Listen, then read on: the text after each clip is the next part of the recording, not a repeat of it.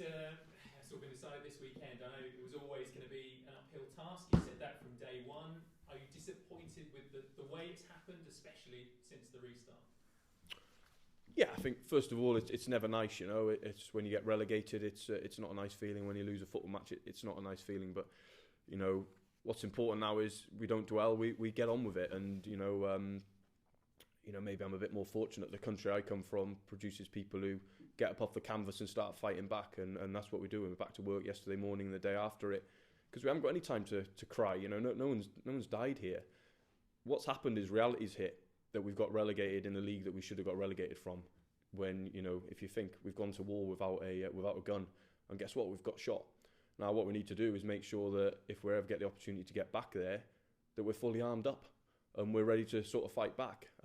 If we sit here sulking, if we sit here blaming, if we sit here looking for reasons, to be honest, that doesn't do anyone any good, you know. And I appreciate supporters and people want somebody to blame. And what I'd ask is blame me. No problem. I'm in charge of the football strategy. I make the calls. Every player I've either signed or given a new contract to, every staff member I've either signed or given a new contract to. So if you want a scapegoat, you're looking at him. Blame me, because I got no problem with that, because I don't read it. But our young players do, and our staff do. And you know what? They're someone's son. They're someone's wife. They're someone's father. They don't deserve that. For what these people have done for this football club, they don't deserve to be dragged under the cold and have so-called experts calling them gutless or cowards and stuff like that. Come down here and say that, and then we'll find out, you know. And I don't like that. And all I'd ask is if people need someone to blame, because I get the feeling when this happens, there's always that we've got to blame someone. Please let it be me, because it doesn't bother me, you know, and I don't read it, so it doesn't affect me. So that's all I'd ask, because now it's about moving forward. You know, the future started yesterday. And maybe I'm a bit more fortunate because, you know, COVID came when it came, and on a personal level, I had a lot of time to reflect and look back. And I'll be honest, I got it badly wrong. Absolutely got it badly wrong. And I'm not embarrassed to admit that. You know, I'm not ashamed to admit that. But what that time's done is it's let me get my head around it, so that when the inevitable came and we got relegated, I don't have to sit sulking or crying at home or lying on a football pitch hoping that someone takes a picture of me crying or whatever. It's like, well, no, it's happened. Let's get on with it. And by the way, what's the best way to fix this? By getting back on and sorting it out. Not crying or looking to who can we blame or whatever. I blame myself. And I read so many books over the break, but one of them I read was Eddie Jones's autobiography, and everyone should read that in my sort of position. And there was he said about a poem in there, and it's called The Man in the Glass. Everyone should watch that. Put it in YouTube, so if you can't read, you can listen to it. Put it in YouTube, because everyone should read that for every walk of life. Because the man in the glass is the most important thing, because that's yourself. And when you can look in yourself and be really honest, that's the most important thing. That's where you get your answers. If you can't look in that and be honest, then you've got a problem. And I think I've done a lot of that. And that's why I can sit here and say what I can say. And, you know, have the confidence to do that and the reassurance to do that, because fortunately I've got no ego. So if my ego's getting battered at the moment, it's like it don't really matter, because I don't really have one. So yeah, so it's about moving forward now. What did you get wrong then? Have you been able to put your finger on exactly what it was? Are we talking about specifics, or is this a sort of an overarching sort of view? No, I think first of all, we've got lots right. If I look at the 3 years as a whole, because, you know, you've got to remember with football, it's an infinite game. It doesn't end. You know, so I'm passing through Norwich City, and my only job, my opinion, is to make it look a lot better and a lot stronger than when I turned up. And I think we're on the road to do that. You know, whatever league we're in, we've just had our highest league position finished since I've been here. You know, unfortunately, it's ended with relegation, but, you know, it's the highest since we've been here. But ultimately, if the objective was to solely stay in the league, and unfortunately, when you get in that league, you end up getting caught up in that, I think, because everyone's an expert, so everyone tells you that your life ends if you don't stay in it. Then what we should have done is we should have risked the club's future, and we should have spent money that we didn't have. We should have done what the government do, spend money that we don't have and let someone else worry about it in the future. And if we would have stayed up, brilliant. If not, people like myself get the sack and someone else is talking to you here trying to sort that out. Now, I don't make any apologies we didn't do that. But if the only objective was to stay in the league, that's what we should have done. We should have risked the club's future. And I'll never make apologies for not doing that. But if people want the answers, that was the only way. Because I think someone sent me what Alex Tetty said this morning on the weekend. I hadn't read it, and again, respect to him, fair play straight after game to front up and deal with it. Respect for that. But what he said was spot on. We weren't good enough. And the only way, it comes down to quality. At this level, it's quality. Other levels, you can get away. It's not always quality. You can get away with spirit, togetherness, etc. The Championship is full of success stories who have managed to do it not based on pure quality. You don't stay in this league quality. You might get lucky for a season, stay up, and then bang, you get done the next year or whatever. But ultimately, it comes down to the quality of your player, and frankly, we weren't good enough, and that comes down to me, because like I said, I've built that squad over 3 years. So, yeah, there's only one person to blame. I've not done a good enough job of that, and I have to make sure, if I'm fortunate enough to be here, that we have the opportunity in the future, that we learn from this and we do it better. And I think the only way we're going to find out if we learn for it is when we get another chance. And if we do the same things, then, yeah, absolutely, then I deserve definitely to be hung up then. And how difficult is your job going forward now then? Because, obviously you're going to be up against weaker opposition, if you like, with all due respect to everyone in the Championship, and you've got a squad still, plenty of the players, most of them in the last couple of games, were the players that won the Championship last time around, but there are obviously problems on the pitch at Premier League level, the front, both ends of the pitch, if you like, in defence and up top as well. So how much change do you see happening over this transfer window, or are you looking much further ahead already? No, for sure there'll be changes, I think. If you look at it, we've been here 3 years.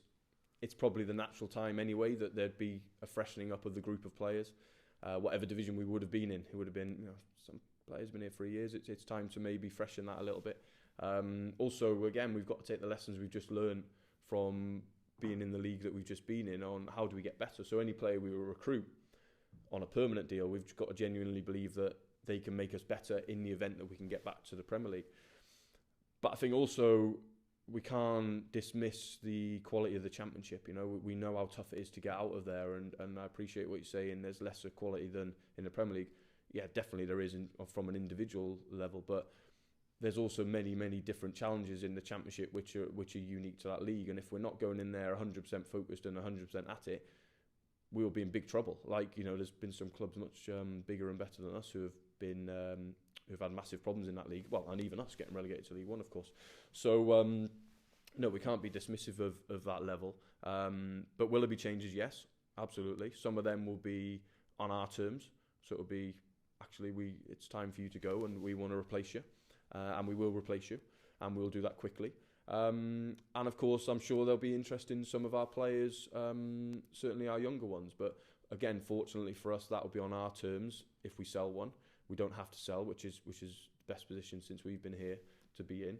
But also we do have to be mindful of if top clubs come for these players. A bit, when Leicester came for James Maddison, although we had to sell him, you also have to be respectful of that's a club competing at the top end of the Championship, Premier League, sorry, who can pay him a lot of money, can pay us a lot of money, and we also can't forget about personal ambitions of certain players, and we have to be respectful of that.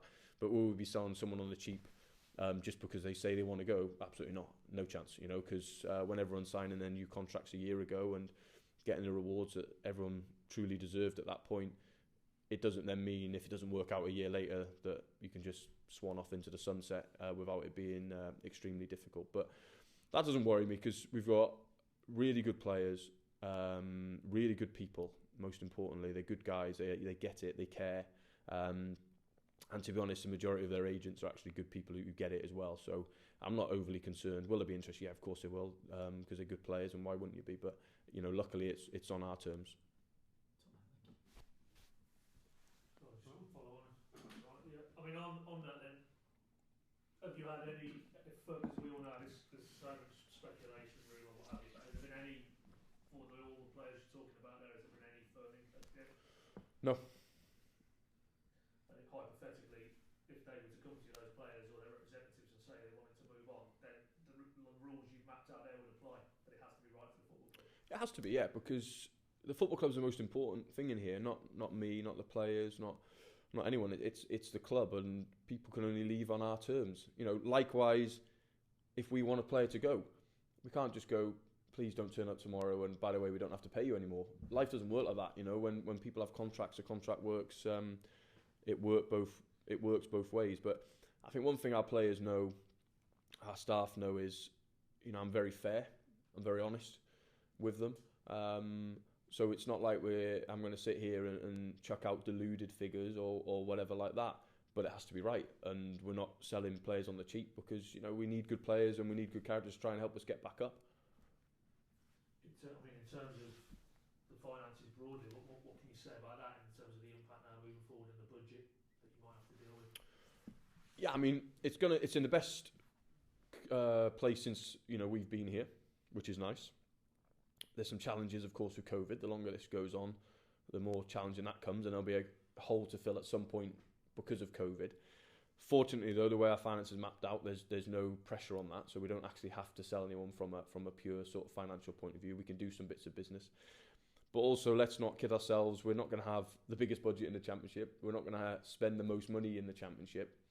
But what we have got is definitely we've got the tools to make sure we can be really competitive in that league from a financial point of view, and that's really nice, because that's the first time we've had that in our time here.